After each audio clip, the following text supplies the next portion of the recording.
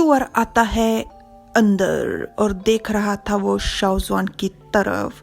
QR आता है थोड़ा सा आगे और देख रहा था वो शाओजुआन की तरफ, सीधा नजरों में नजरें डालकर बिल्कुल शाओजुआन की आंखों में। और जोंग ये सब कुछ देख रहा था, समझ रहा था, सोच रहा था, पर कुछ बोल नहीं रहा था। शाओजुआन अपनी नजरें झुका लेता है और क्यूआर से कहता है, युवराज मैं चलता हूँ, आप अपने पिता से आराम से बात कीजिए। जोंग अपना हाथ बढ़ा कहता है, क्यूआर आओ मेरे पास। क्यूआर अपने आप को रोक रहा था और उसके मुंह से निकलता है सिर्फ आ, और फिर वो पिताजी के जोंग के गले लग फूट फूट कर रोने लग जाता है। पिताजी आपको पता है, आपको इस तरह से जख्मी देख मैं बहुत डर गया था। मैं बस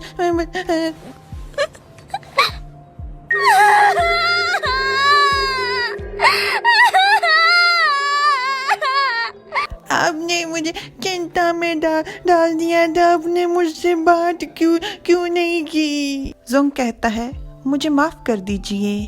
तो क्यूआर पूछता है, क्या दैत्य कुमार मेरी देवी माँ है? तो जोंग अपनी नजरें झुका उदास हो कहता है, क्यूआर मैं तुमसे कुछ भी छुपाना नहीं चाहता था, पर कुछ कारण थे जिस कारण हमें अलग होना पड़ा।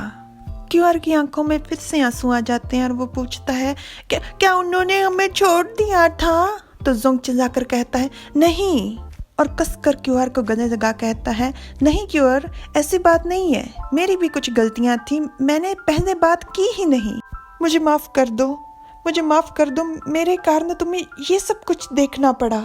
और इतना सुनते ही क्यूआर फिर से फूट फूट कर रोने लग जाता है और उसका आंसू जोंग के कपड़ों पर गिरते ही मोती का रूप धारण कर लेता है। जोंग उसको सहलाते हुए कहता है, रो लो, रोकर तुम्हें अच्छा महसूस होगा।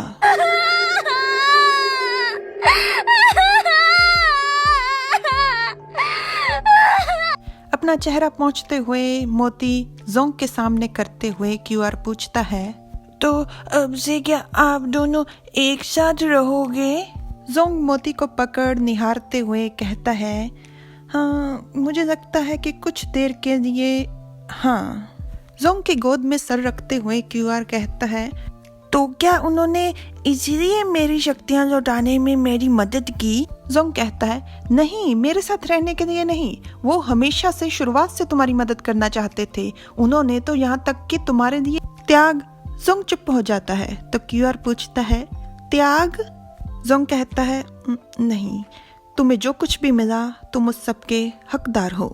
जोंग की गोद में लेटते हुए क्यूआर पूछता है, तो मुझे उन पर भी इल्जाम नहीं लगाना चाहिए, मैंने उन्हें अभी कितना घूर घूर के देखा, मैं कितना बुरा बच्चा हूँ। जोंग क्यूआर को सहलाते हुए कहता है, नादान बच्चे, तुम्हें इतना समझदार होने की जरूरत नहीं, दैत्य कुमार बिल्कुल भी बुरा नहीं मानेंगे, तुम हमारे स्वर्गलोक के सबसे गौरवान्वित राजकुमार हो। क्यूआर कहता है, जोंग पूछता है, आपको तो वो आज से पहले बहुत ज्यादा पसंद थे। तो क्यूआर थोड़ा शर्मिंदा महसूस करते हुए नजरें झुका सर झुका कहता है, हाँ। क्यूआर पूरी तरह से शांत हो चुका था, वो जोंग की गोद में था, जोंग मुस्कुरा रहा था और शाओजुआन दरवाजे पर था और कहता है, मैं आपके लिए कुछ खाने के लिए लाया हूँ, क्या मैं अंदर आ जाऊँ? क्यूआर तिरछी नजरों से शाओजुआन की तरफ देख रहा था और जोंग क्यूआर से पूछता है, क्या मैं उन्हें अंदर आने दूं? तो मुंह बनाते हुए क्यूआर कहता है, ठीक है। तो जोंग शाओजुआन से कहता है, राजकुमार कृपया अंदर आ जाइए। शाओजुआन मुस्कुराते हुए कहता है, ठीक है, पर शाओजुआन के पसीने छूट रहे हैं। शाओजुआन पूछता है, क्या अब सब कुछ ठीक है? और तुरंत अपना मुंह फेरते हुए क्यूआर कहता है, जोंग मुस्कुरा रहा था और एक बार फिर से शाओजुआन के पसीने छूट जाते हैं। वो मन में कहता है, ये तो बिल्कुल जोंग जैसा था। जोंग बिस्तर पर हाथ रखते हुए कहता है, कृपया बैठिए।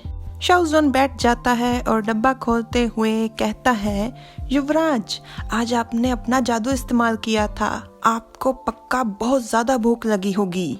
महक सूंघते ही क्यूआर के कान खड़े हो जाते हैं और वो उस डब्बे की तरफ देखता है तो उसके मुंह में पानी आ जाता है और वो कहता है, मेरी पसंदीदा नारियल वाली बर्फी। वाओ! क्यूआर तुरंत डब्बा पकड़ सीधा हो शुरू हो जाता है अपनी पेट पूजा में।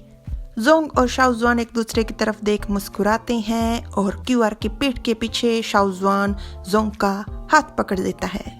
उन्हें लगता है कि क्यूआर की पीठ के पीछे ये सब कुछ वो कर सकते हैं। शाओजुआन जोंग के चेहरे के पास अपना चेहरा लाता है, पता नहीं कुछ करने के लिए। इतने में क्यूआर कहता है, मुझे एक छोटी बहन चाहिए। क्यूआर की बात सुन जोंग और शाओजुआन दोनों ही हैरान हो जाते हैं, हक्के बक्के रह जाते हैं। Like, subscribe, comment. Thanks for watching. Bye bye.